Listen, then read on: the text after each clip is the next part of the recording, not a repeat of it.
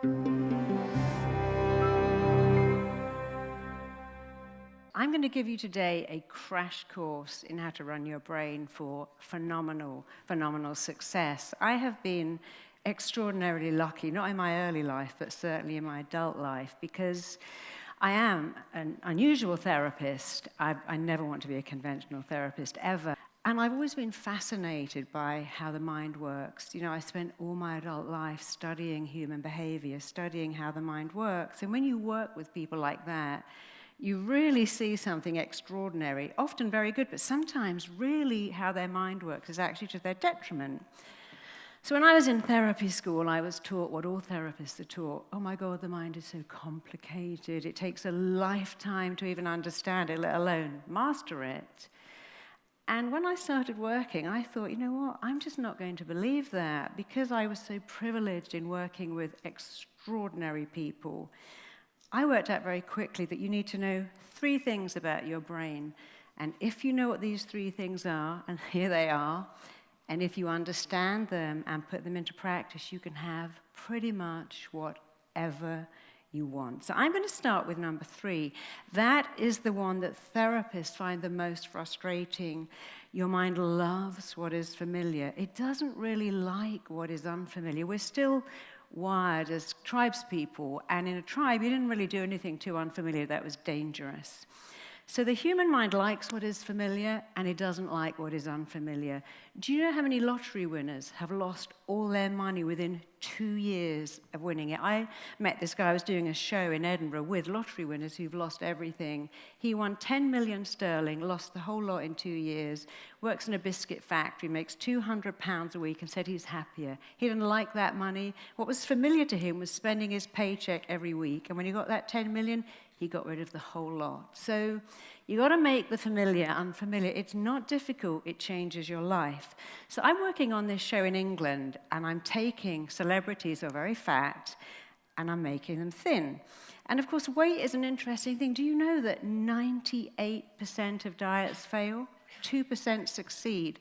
And so some of these celebrities, we gave them everything. Dietitians, exercise machines, lose a bit of weight, and then they'd have a pizza to celebrate. After every weigh-in, they'd order ice cream. It's like, no, guys. You've got to make this new behavior familiar. You can't celebrate with Ben and Jerry's. Anyway, the show is very good, and it got sold to America, and I got sold to America. Very exciting. So I've gone to LA, and my producers called me and went, I really need your help. One of our major celebrities, because in America they were bigger in terms of stars, and they were bigger in terms of weight too. He said, he's having a meltdown. We're really worried he's going to walk off the show. If he walks off the show, we're kind of screwed. So go to his house today and do whatever you can, keep him on the show. I'm like, I'll go now. He's like, what kind of car have you got? I'm like, I got a Mustang. You rented it for me. Thank you. He's like, okay. You cannot put that Mustang outside his house. You can only have a Porsche or a Ferrari or a Jaguar outside this house. So don't even put it on the street. That will wind him up. Put it around the corner. So I'm driving along to Beverly Hills in my, I thought, very cool Mustang. And I turn up at this like massive, extraordinarily stunning house. I knock on the door. He lets me in. He says, I don't know why they sent some Brit here to sort me out. You know, I've been in every rehab. I've seen every therapist. No one can help me. I'm like, let me see what I can do. And then he said to me, you have the look of my third wife. Something about you reminds me. She was such a disappointment to me. So I'm like, this is an amazing house. Wow. We went, I hate this house. I'm leaving. And I hate my neighbors. I'm moving. So I'm like, okay. And then I notice he has a BAFTA. And I'm like, you have a BAFTA? He went, do you know what a curse it is to get a BAFTA? Every time I make a film, I'm expected to get another BAFTA. So I'm like, you know what? I know what's wrong with you. He's like, really? What? I said, you just don't think you're enough, do you? Oh, wait, this is already up for you. You do not think that you are enough. And considering how cranky he was, his big tears started to leak out of his eyes. He said, do you think that's true? And I'm like, come on. I know it's true. And so do you. I mean, look, you can't have a car on your drive unless it's a Porsche. You've had 4 ex-wives that have all disappointed you. Your BAFTA is a curse, and you don't like this amazing house. But anyway, look, tell me about your life. So he's now quite mellow, and he's telling me his life. He's raised in a trailer park. They have no money. His dad's a construction worker. When he can get work, the mum works as a night nurse for more money, and they're pretty much dirt poor. And because the mum's working nights every day, he cooks his dad a construction worker's dinner of meat, vegetables, potatoes. And he has this weird stuff I've never heard of called saps, which is milk soaked in bread. And I'm like, did your dad ever share his food? He went, are you kidding? He would share that with a dog before he even gave me his leftovers. I'm like, well, there it is. If your own father doesn't like you, if you don't even get the same food that you cook from, if he prefers the dog to you, none of your needs are met. Now, children must idealize their parents. That is the fact. You have to idealize your parents. And when your parents are wrong, you can't ever get that, so you think, I'm wrong. So what you've done is very common. I'm not enough. That's why my parents treat me like this. I'm going to get better, and then they'll be great. And that is the driver that has made you extraordinarily famous and successful. But guess what? You still think you're not enough. And all this stuff is never going to help you because you don't feel enough. So if I was a doctor, I was diagnosing you. Here's your diagnosis. You don't think you're enough. And here's your prescription. I want you to say it every day in the shower, I'm enough. What else are you going to say in there? Oh, I love the smell of this Jo Malone shampoo. I'm enough. You say that over and over and over again. So he's quite up for it. So we've gone around his house, and I've written on all his mirrors in big lipstick, got a lot of lipstick with 4 ex-wives, I'm enough. I said, just say it, say it, say it, think it. So I've written it, and I've taken his phone, and I've put it on his phone alerts every morning, every night. It pings with, I am enough. Anyway, he stayed on the set, and we've done a little bit of work. And then I've had to come back to London because I'm doing both shows, 6 weeks here, 6 weeks there. 6 weeks later, I'm back on my set, and I'm going onto the studio. I'm on the lot, and I'm walking to the recording studio, and I see someone only about as far away as you. And when I see him, and he sees me, he starts to undo his trousers. Then he undoes his shirt, and I'm like, is this guy really going to flash me on a lot in LA? And where is security? And then I realize it's him. And when I get closer, he went, look at me. I have lost so much weight. Look how flat my stomach is. He said, I never would have believed that those 3 words could change my life. I went, well, they do that. They changed my life. That's why I teach this stuff. He went, no, but guess what? I've sold the Porsche. He goes, I've got a Mini. Now I'm not a fat, cranky bastard. I don't need that Porsche.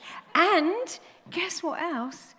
I've just started to date a hairdresser. He said, all my girlfriends have been models and actresses. He said, I'm having a normal life. He said, it's like amazing.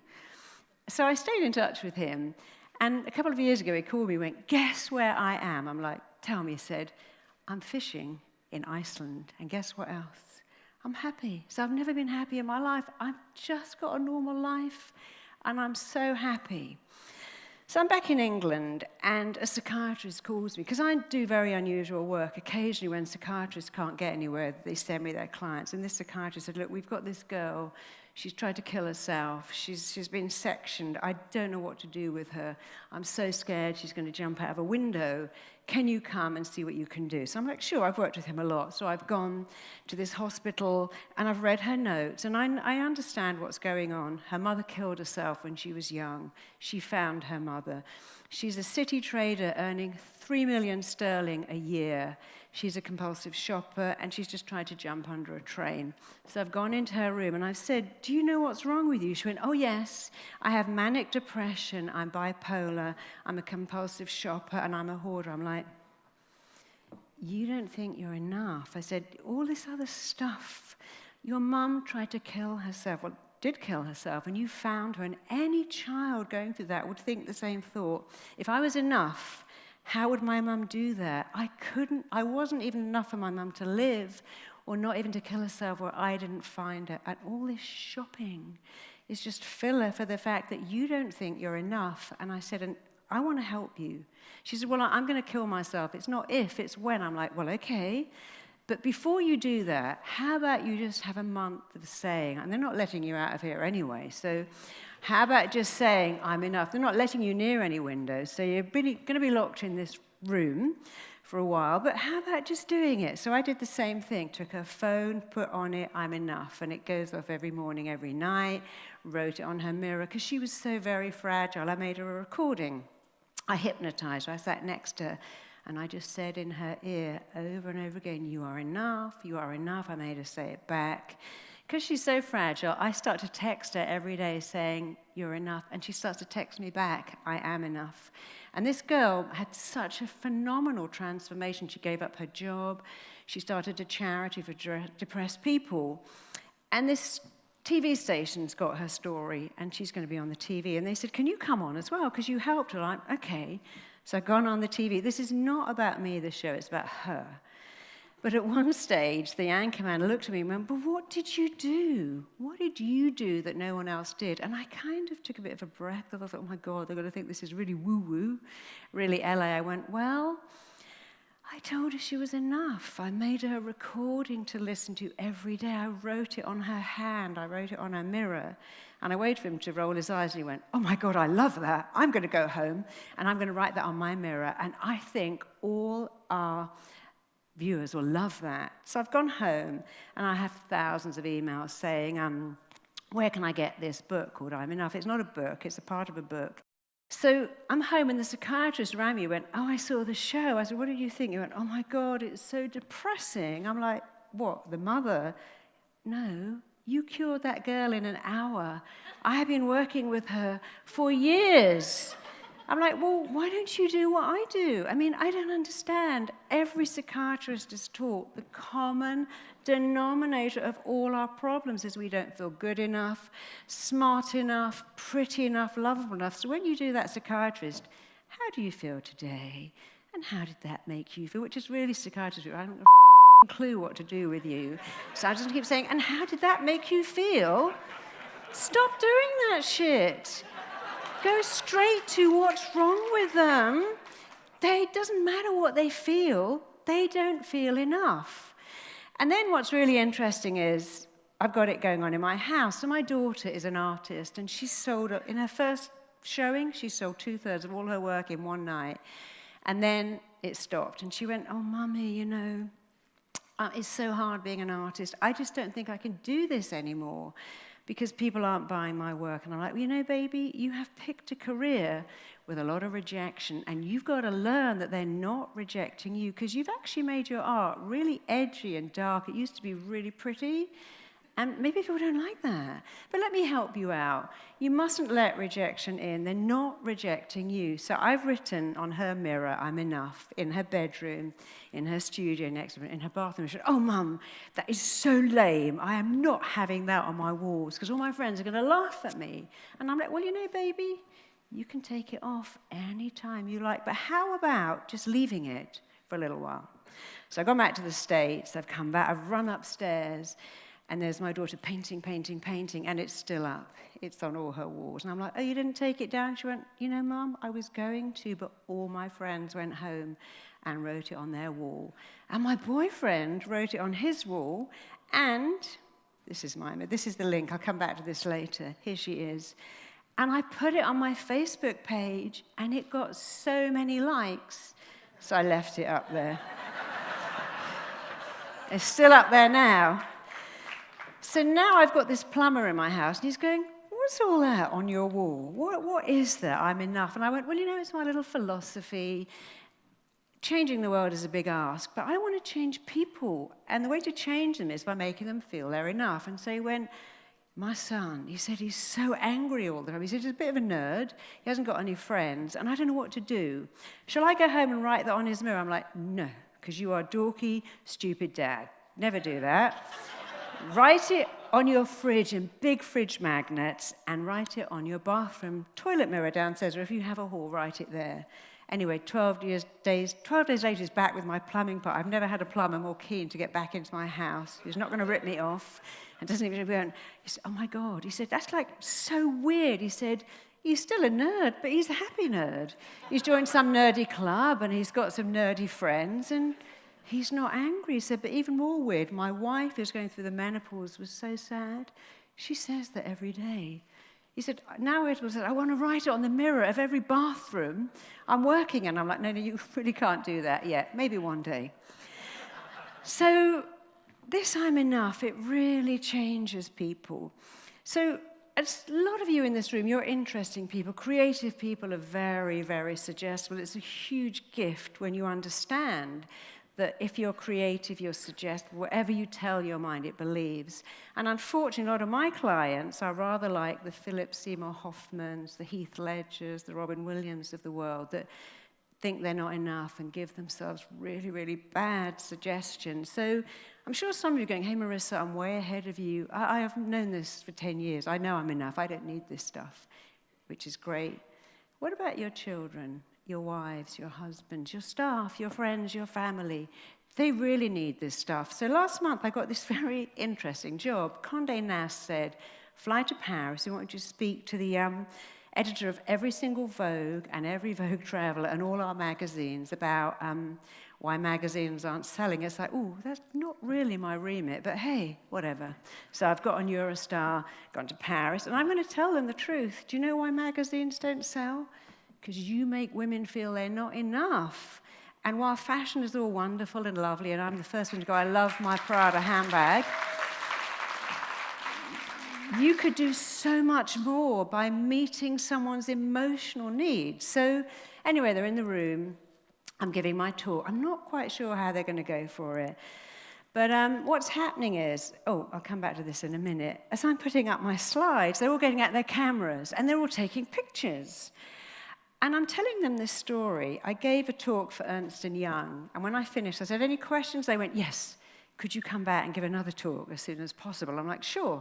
So I've gone back, and this woman has run up and went, oh, my God, you changed my life in 10 minutes. And she said, look what I've got on my hand. I'm like, is that pen? She went, no, it's a tattoo.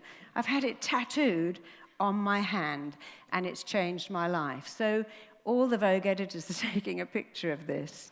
And I said the same thing to them. Actually, there were some guys in the room. I wasn't expecting that. And I said, look, some of you probably are enough, and you've got everything, and you're at the top of your game, and there's a CEO of Condé Nast. I said, but you have the same thing.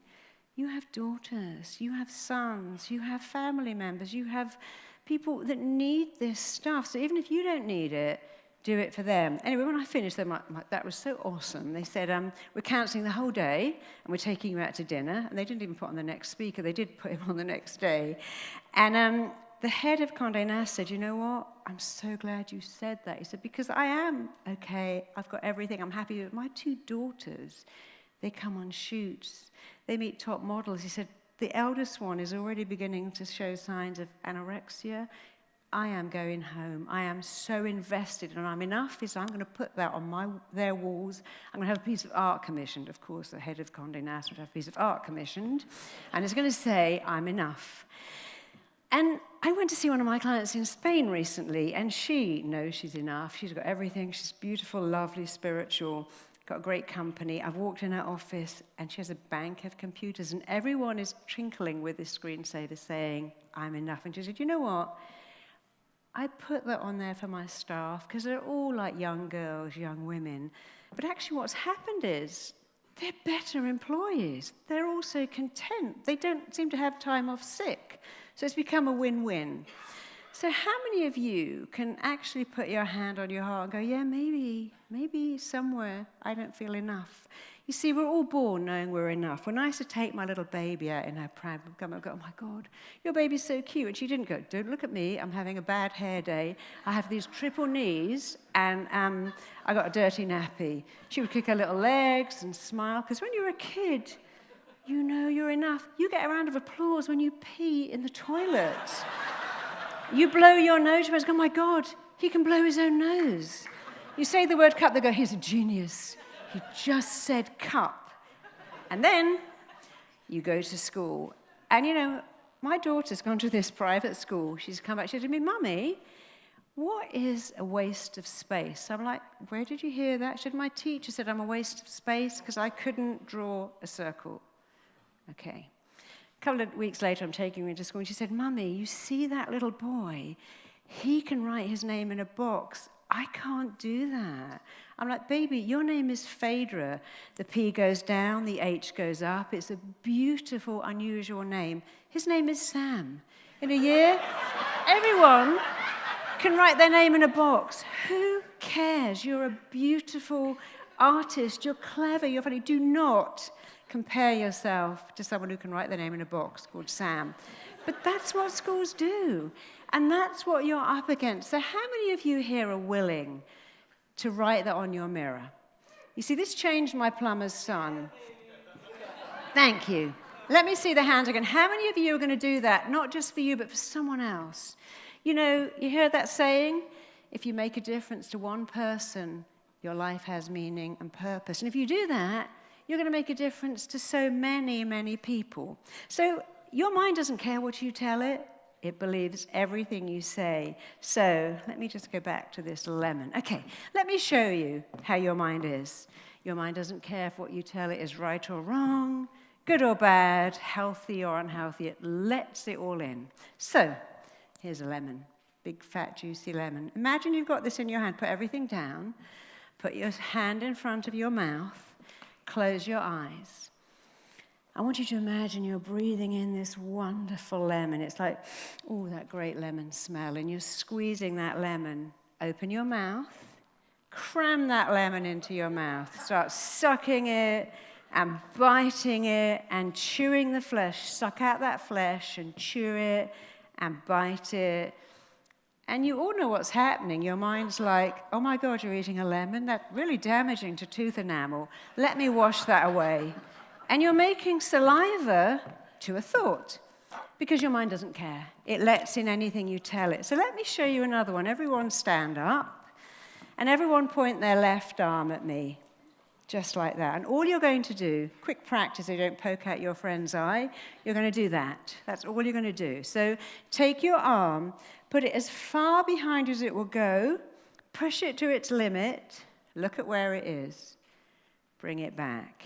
Drop your arm down, close your eyes, stay where you are. And I want you to say to your arm, I'm going to repeat this in a minute, you are going to go a third further. Just tell your arm you will go a third further. See all the muscles in your arm like Play-Doh, like elastic. You're like Barbie now, or Ken. You've got a super flexible arm and it's going to go right behind you. So see it going a third further. Tell your arm to go a third further. Point your arm out at me again. Before you start, just know it is going to go a third further because you told it to and because you've seen it. Do it again and just watch as your arm goes a whole third further because you told it to. So let's do one more. Thank you. This is your mind, guys. Your mind will do what you tell it. Now that you know that, tell it great things all the time. It does what you say. You know, I work with infertility. It's not woo-woo. I have extraordinary success at women who are 40 getting pregnant because they've said when they're 17, if I get pregnant at the end of the world, oh my God, it'd be a nightmare to have a baby, and then they can't get pregnant. And I tell their body to be super fertile, to give them a perfect egg. They get pregnant, they have perfect births, because your mind does what you tell it. But when you go, that'll be a nightmare, that'll be a disaster, it goes, well, we're not going to go there. So, hands by your side, feet together, and you need to all close your eyes. This is nothing scary, it's just fun, just seeing your own power. So with your eyes closed and your feet by your side, feet together, hands, I want you to imagine right in front of your chin is the most powerful magnet. It is pulling you forwards. You are hinging forwards from the chin. That magnet is so powerful, it is pulling you, pulling you, pulling you. Your knees are locking. You really need to go up onto your tiptoes as that magnet pulls you and pulls you and pulls you forward, forward. Don't try to stop it. It's completely safe. And now, eyes closed, that magnet has gone to the back of your head, and your whole head is pulling backwards, backwards, backwards. You're leaning back, you're hinging back, your knees are locking, your toes are coming right up into the air as that magnet pulls you backwards, backwards, backwards. And now, it's gone right to the left of your left shoulder. And just like the Leaning Tower of Pisa, you are leaning. Your ear is pulled to the left. Your whole body is hinging. You're going right onto the side of your left foot as that magnet pulls you and pulls you and pulls you to the left. And open your eyes and take a seat. You see how powerful you are. Your mind does whatever you say. So I don't understand people going, oh, I'm going to fuck that up. That's not going to work. I know I'll get that wrong. That's going to be a disaster. So make the familiar unfamiliar. One of the things that I find so interesting with the familiar, these are all the things that come in all the time from I'm Enough. One of my clients, someone made her this cake. I love this. One of my clients made that for me.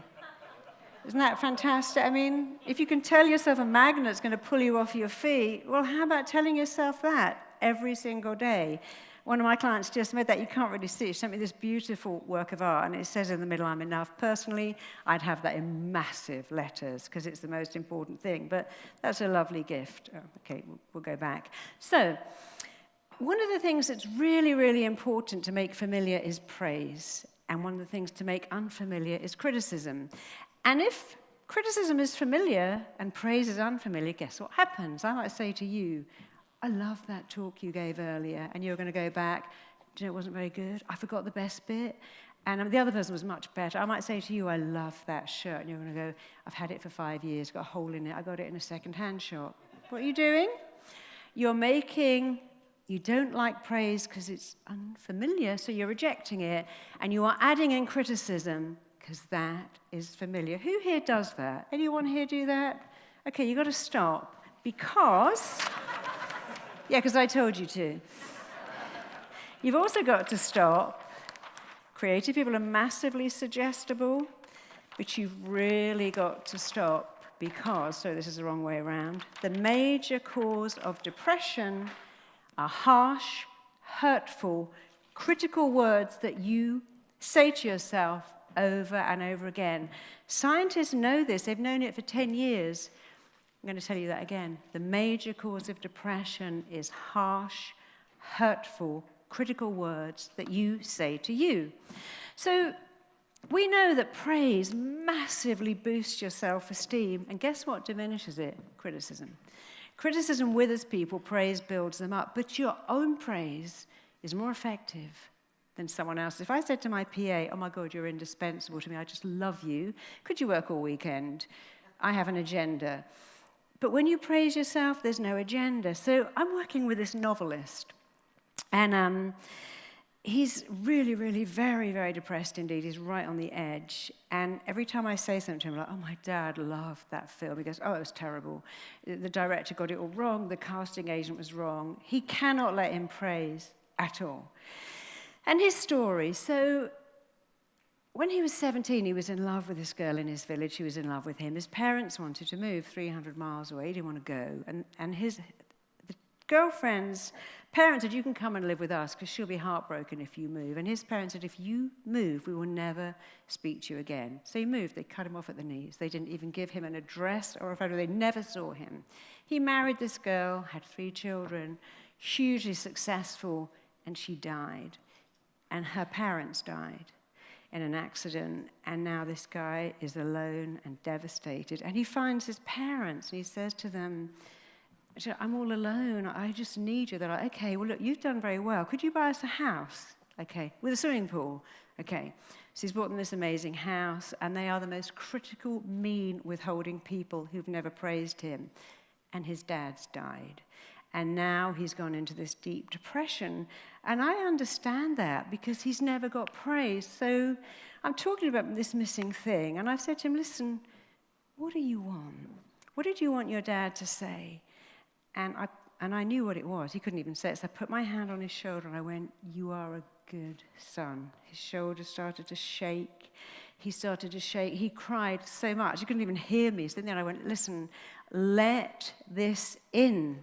You are a good son. Your dad is never going to tell you. The fact that he's dead is irrelevant. He wouldn't say it when he was alive, but you say it. So I'm now making him say, I'm a good son. I'm a good son. I can't even tell you how it transformed him. So how many of you here have got a missing part. Something, some teacher, parent, ex-girlfriend, boyfriend, someone has never said to you that you like to hear. And it's all pretty much the same stuff. I'm a good kid. I'm a loving person. I'm clever. My teachers always told me I was stupid. And I let that in, and now I don't let it in. So, and I thought I was hideously ugly too, but it doesn't matter because you can change. So everyone close your eyes, and you're going to say out loud what it is you want to hear. No one's listening to you because we're all doing our own stuff. So I want you to say it. I am. Say it out loud right now. Make it familiar. Okay, I want to hear you. Say it louder. Keep going. A good person, a loving daughter, a fantastic employee. I don't care what you say. Finish the sentence. Keep going.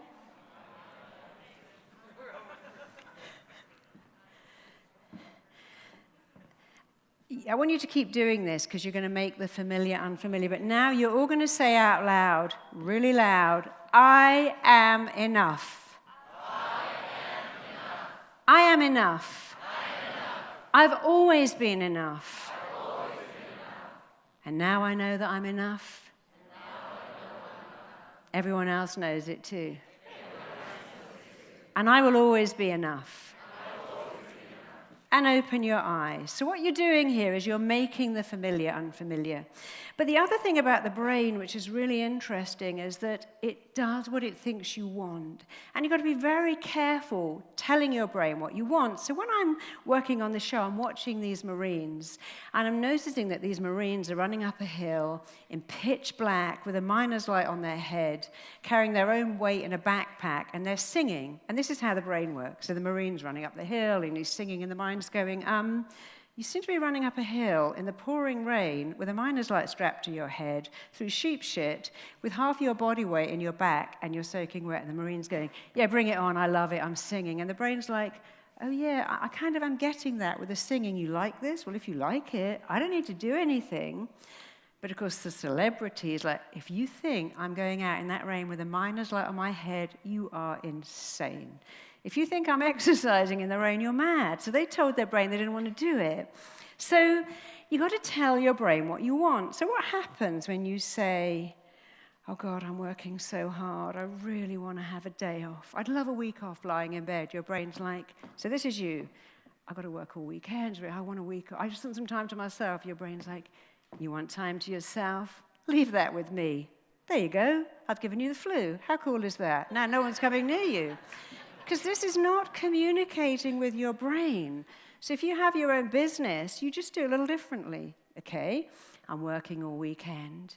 It's kind of hard, but hey, I want my own business. I want success. I'm choosing to do this. These two words, I'm choosing to do this, and I'm choosing to feel great about it, will change your life. So you go, I'm choosing to do this. I'm choosing to work nights. I want this. I want to write my book through the night. I feel good. And your brain's like, really?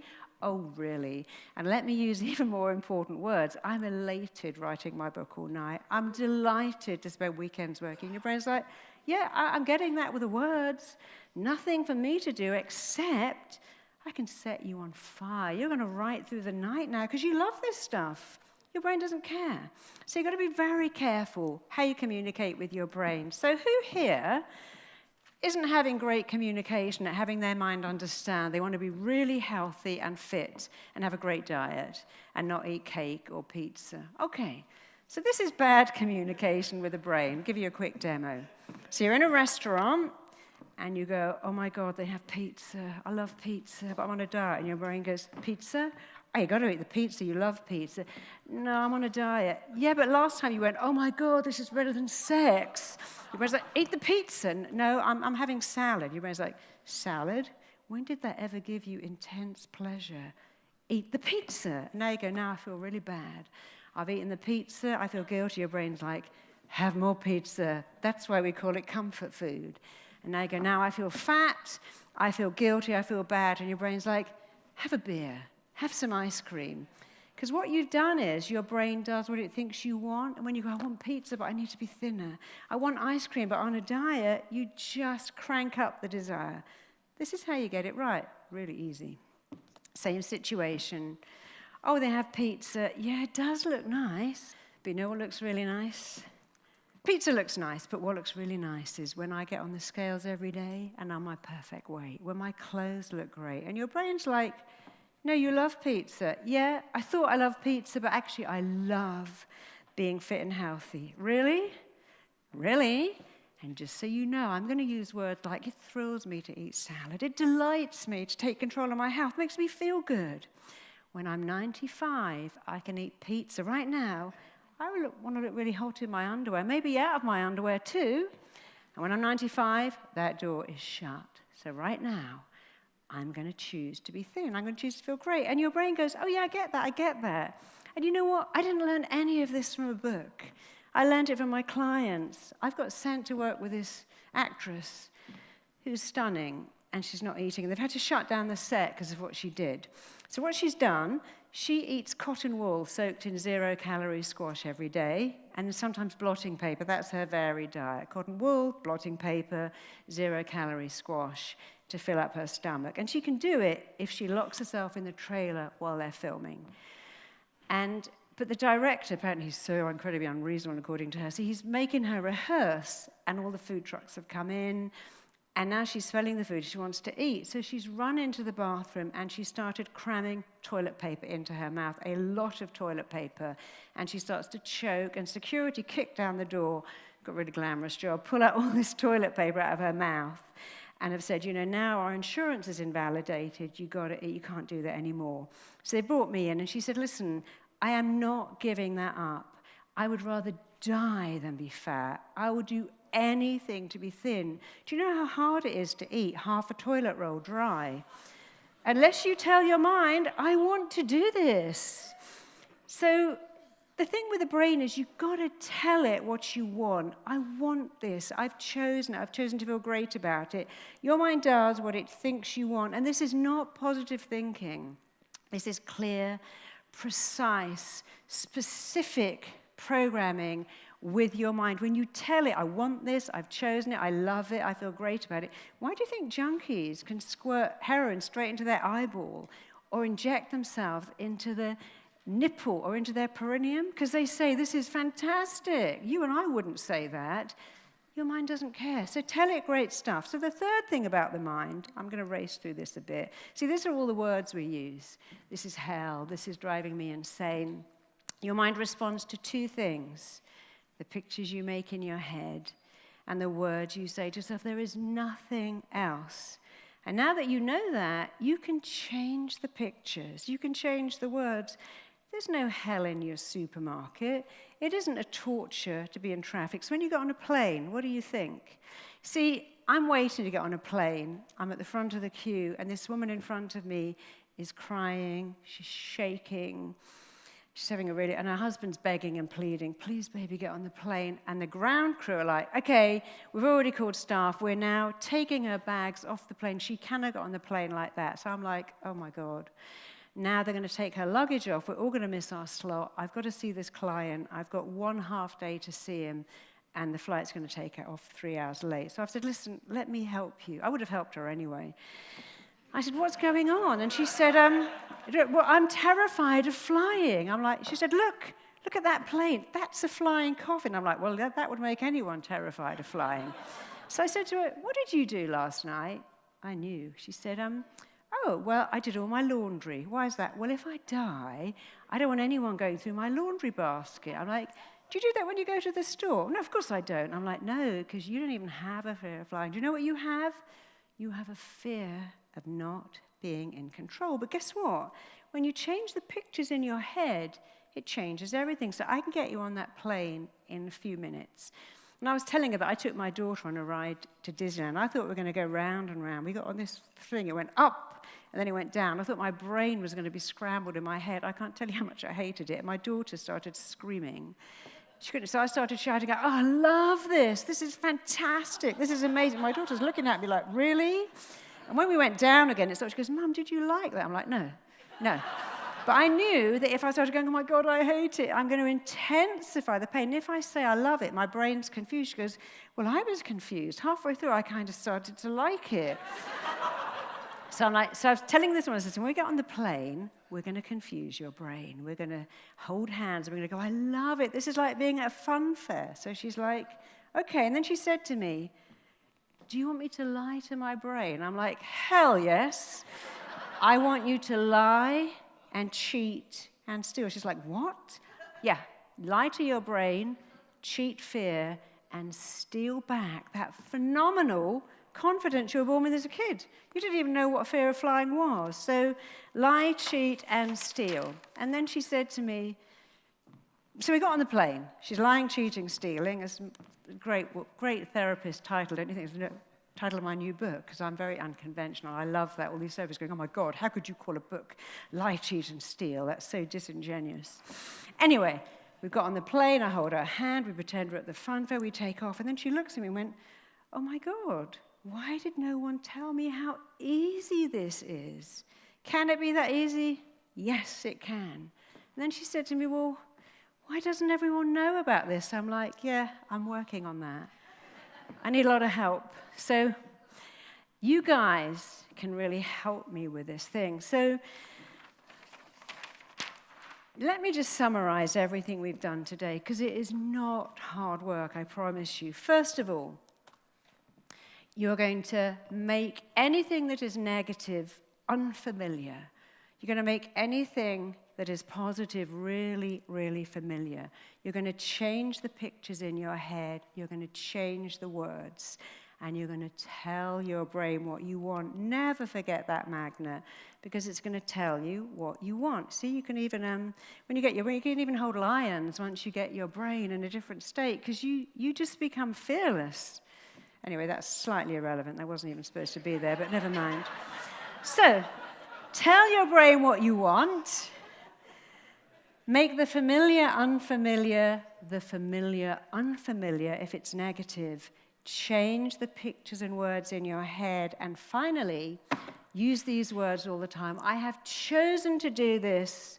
I've chosen to feel great about it. And I'm enough. And if you just did the last two, if you only did the last two, that is so phenomenal. So I'm not going to tell you that this will change your life. Hell no.